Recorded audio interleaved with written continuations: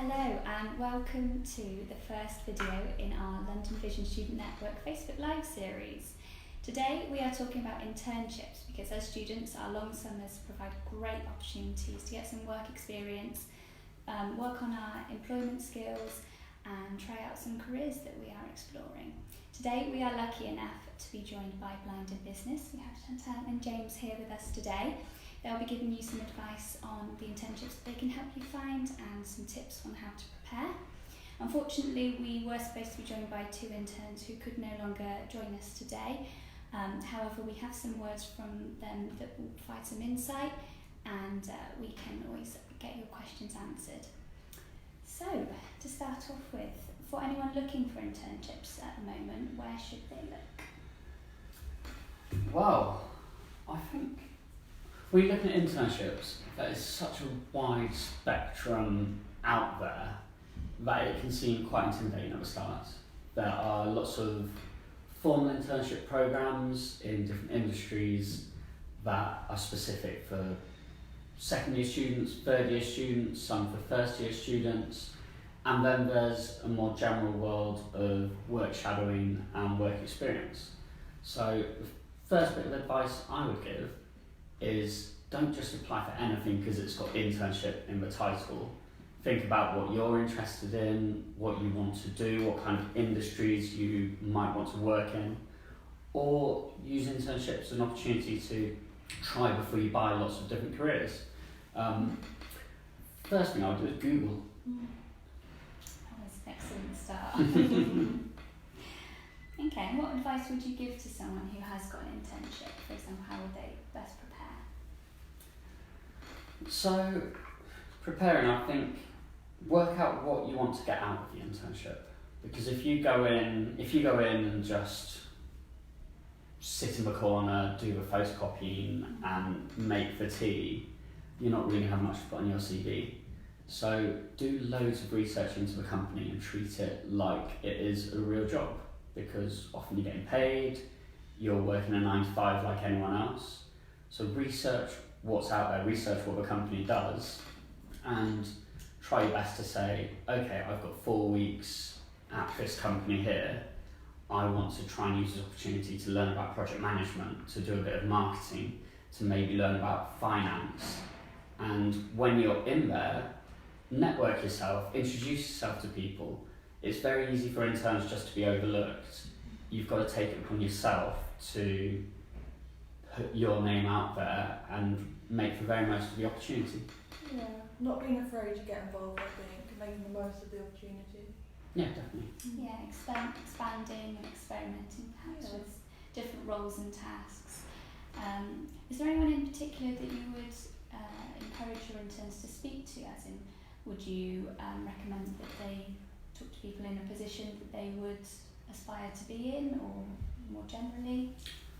Yeah, so often the way people get possibly not long 3-month formal internships, but 2 weeks or 4 week work placements is by writing to companies and saying, this is who I am, I'm a second year student at this university, I'm really interested in an accounting career, would you mind if I come in and meet someone? This is something Blind in Business arrange a lot. And through that first connection, once you've met someone face to face, then you can say, okay, so I think I'm interested, do you mind if I come in and shadow you for a day? And if the work shadowing goes well, someone might say, why don't you come in next week and give this a go? Often it's very informal and it's about building relationships rather than being very structured and saying, I'll only write somewhere if they're advertising an internship or this or that. And how do you find that it goes with matching interns and perhaps their confidence or their personality with the role and the company that are hosting them? Like, is there anything particular that you would recommend to look out for? I suppose it can be, we've got 2 challenges we sometimes face with the students we work with. One is inexperience in the workplace altogether, and that's something that's universal across nearly every student in the world. So it's always going to be quite intimidating going into that office for your first time and to follow up with emails, make a call to a client perhaps. And the second challenge is to do with visual impairments. And it doesn't always have to be a challenge, but often it can be in the back of your mind, oh, they won't understand the technology I need, they won't quite know kind of how I work, everything's going to be handwritten and just placed on my desk. So I think it's good to prepare in two ways. The first one, around confidence of actually going into an office and being there, just try and remember everyone had a first job at one point or another. It's never easy, and everything about your first day, your first week is going to be a learning curve, but the people in the office are there to help you.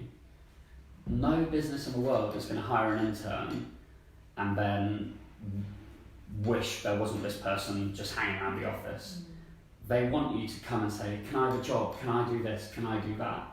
Because they want help. They won't bring in someone just to get in the way. Around the challenges that can sometimes come up with visual impairment and internships, if it's a short-term work placement, access to work can't always provide technology. So I think it's really important that the interns are quite proactive themselves and say, I could bring my own laptop, it's already got Zoom Text Fusion on it.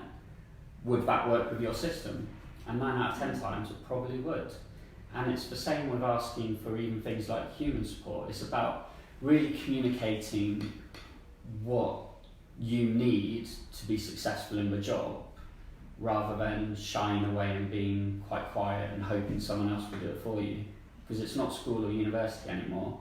Once you're in the workplace, it's down to you. It's on your head to make sure you can work really hard from day one. Yeah, I think off the back of that, things like equipment that will be needed, it's quite important to get all of that sorted, or at least ask the questions in advance of the internships, isn't it? Rather than just hoping everything will be ready on the first day. You've got to remember you're the expert. No one knows more about your visual impairment and your experience and the technology you use than you do.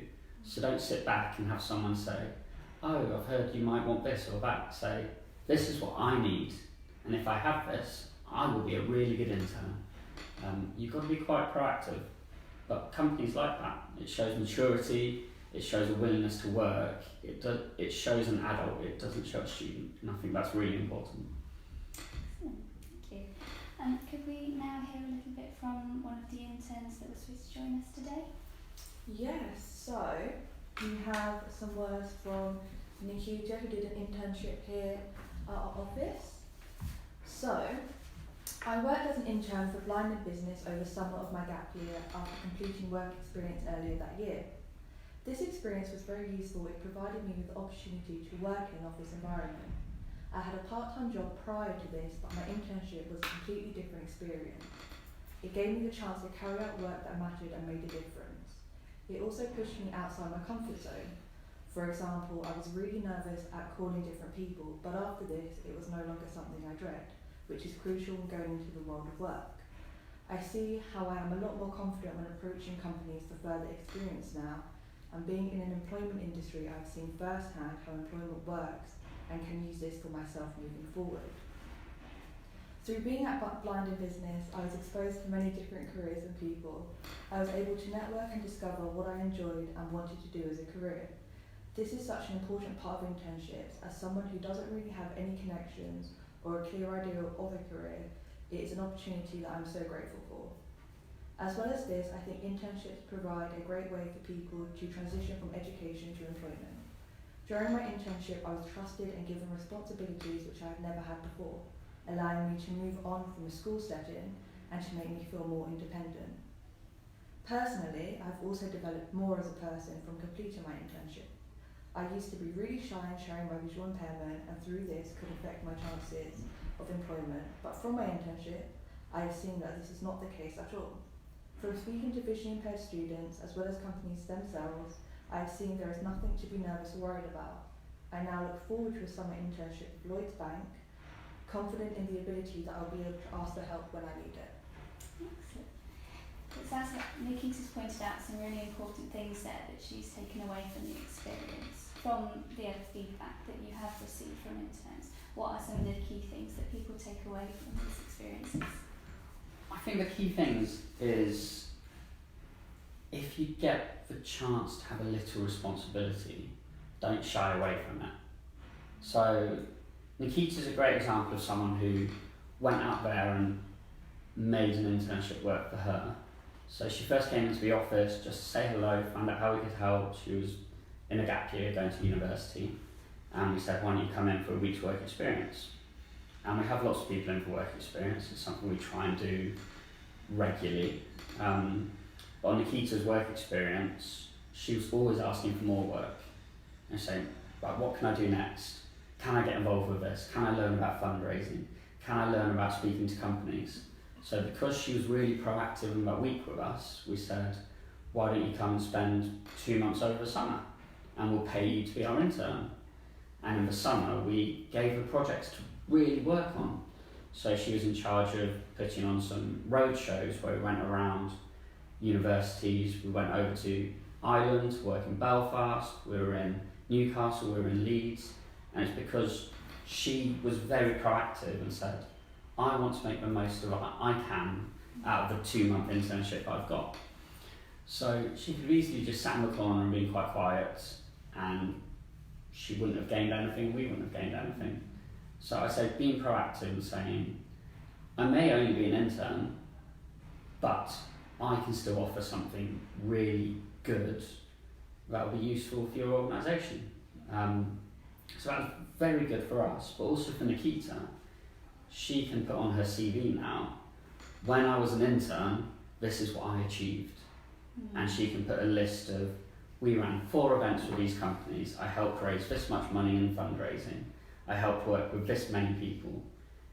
And that's going to help us so much when applying for an actual job, because any employer, any business, when they're hiring someone who's straight out of university or straight out of school, their biggest risk is this person's never properly worked before. I don't know if they're going to be able to turn up on Monday and do the 9 to 5. So if you've got on your CV, in my first summer of university, I did this, I achieved this, I worked for this long.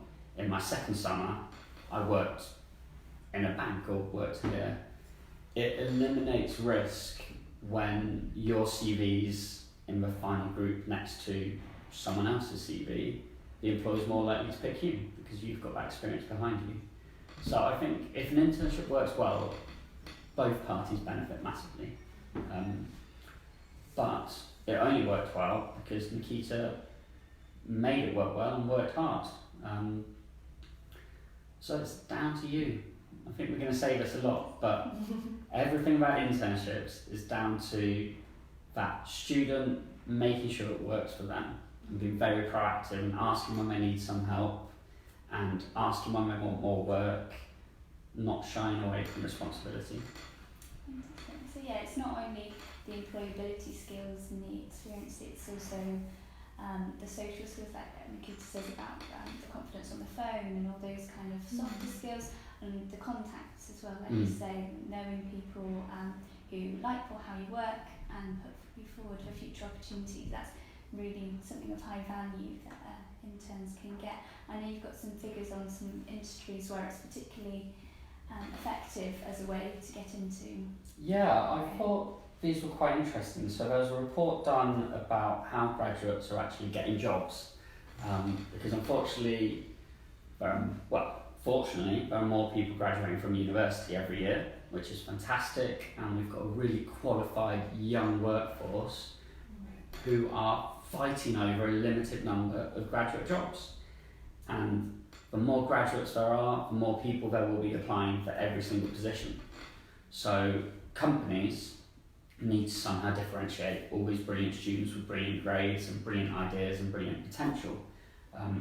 So this report about the graduate market in 2018 says that in city industries, so in law and in finance, law in particular, 62% of graduates who left university and got a job or a training contract were in an internship the previous year.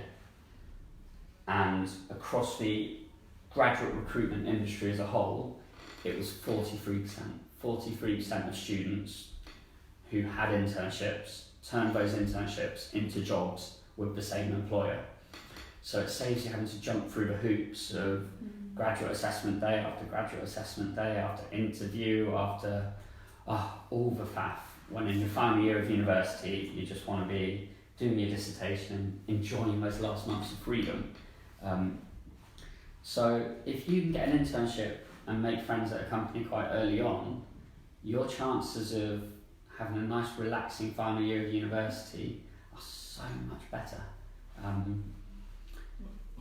Yeah. Fantastic. And for anyone who maybe hasn't got an internship sorted for this summer, what other opportunities are there for particularly VI students to get involved and build their experiences in employability? Countless. So there's lots of different things you can do that's not a formal internship, because often formal internships have deadlines. If you haven't applied by February, it might be too late, and not everyone's that organised, and not everyone's really thinking about it when they've got exams and parties to go to. Volunteering is a brilliant way to get a foot in the door. There are loads of places you can volunteer at. Just because you're visually impaired, it doesn't mean you need to volunteer for a sightless organisation. Find something you're interested in, because it will exist and places will want volunteers. Also approach places about less formal work experience opportunities. So often if you're asked to go work shadow, then you can do a day following someone quite senior, find out if an industry might be for you, because there are hundreds and hundreds of jobs out there and nobody really knows what anyone does. It's a confusing place. So if you can go into an office for a day, follow someone around, maybe help them out a little bit, you get a chance just to get that little insight into what work could be like. For visually impaired people in particular, there are some fantastic internship opportunities available that are just for either visually impaired or disabled students. Programs like the Lemon Cheshire Change 100 is a brilliant opportunity to get a paid work placement in a big organisation where ahead of time they will know about your disability, and there's a huge amount of support there to make sure you've got any tech you need, any human support you need, any travel expenses you need already put in place. So that's kind of a bit of a weight lifted off your back if you don't have much experience of working with a disability. Likewise, the civil service are a fantastic graduate employer. They run a diversity internship every year. That's a great way to fast track yourself onto their graduate scheme without having to jump through all the hoops and trouble that everyone else has to. And then there's places like Blind Business. We ourselves take interns here for the summer, and we also help people get work experience and internships with different organisations. And that's because we've got lots of links across the city. But the thing with us is we're not going to do all the work for you. If someone comes to us and says, I really want to learn about finance, we can make an introduction to someone, or we can help you write cover letters or make approaches. But if we set up a meeting and you don't ask them if you could perhaps do some work shadowing, we're not going to do it for you, because it's your responsibility to make it happen. But I think take advantage of all the support that's out there. I know London Vision have employment support as well, I'm sure of links, and I think there's internships. We do occasionally have internships, yes, as London Vision and as Thomas Pocklington Trust. We can also help with things like CV writing, applications, anything that our students or our employed people want to. We basically support them in any way we can, and interview skills and all that sort of thing. So once someone is an intern, what kind of support happens after? What kind of ongoing support? Sure. So I suppose it's quite different if you've been an intern with Blind Business or Pocklington or Lemon Cheshire, because these are vision impairment or disability focused charities, so there's going to be a lot of support in-house. What we do if we help someone get an internship at an organisation, say someone had gone into a consultancy through the summer, because it can be a bit tricky to get access to work, and it can be a bit of a clunky mechanism which can take some time. Often we will facilitate conversations with their managers to say, so-and-so is struggling slightly with this or that. Could we provide the technology? They need a bigger screen, we can provide a bigger screen. Or it's a bit of mentoring, because often in your first internship you can feel a bit lost. You don't really know what's going on or who to speak to. So having some sort of professional support organisation behind you who you can check in with and say, this is going well, but I'm struggling with this, what do I do? And we'll just give advice and support as we go. We recently had someone get their first job, but it's not dissimilar to an internship, working in technology consultancy. And he was doing really well through the training, but he was having a few issues with tech. And one of the problems was his computer caught loads of glare on sunny days. So all we had to do was encourage him and help him to write the email to say, everything's going really well. My life would be a lot easier if either I could have my computer in a different place, or we could have some sort of shield from the sun to stop the glare affecting my eyesight. And of course, as soon as he sent that email, they changed things immediately. But sometimes it just takes a little help, or it just takes a little confidence to think, if I write this email, it won't be the end of the world. And they won't think, oh, I'm being so demanding, and just fire me there on the spot. Because everyone, whether you're visually impaired or not, will need a few adjustments and a few changes so they can be as efficient and productive as possible at work. Yeah, I think that's a very important thing to remember. Like you say, you are your own expert. You know what works for you and what doesn't. And employees want to help you, they want to give you the best, but they can't do that unless they know how. Exactly. Yeah, it can be really helpful to have someone with a bit more professional experience to help make sure those things are worded correctly. Give you the confidence to approach your seniors. Well, thank you very much. Is there any final points that you would like to share? No, I say don't be restricted by only looking for places that advertise saying they've got an internship. Just write to places. It won't take you long to write an email and say, I'm really interested in this industry. Could I come in and speak to someone over a cup of tea? Once you've opened the door, it can evolve and it can turn into something really positive. But if someone sat there right now and thinks all the internships are closed, I don't know what I'm going to do with the summer, all you need to do is sit down at your computer, write a few emails, and just ask. If you don't ask, you won't get. And it's down to you. Thank you very much. Well, whatever you get up to this summer, we hope you have a fantastic time. We would love to hear about your insight or experience being a summer intern, and all of your questions in the comments below we will answer. Thank you very much for joining us, and I'll speak to you again soon.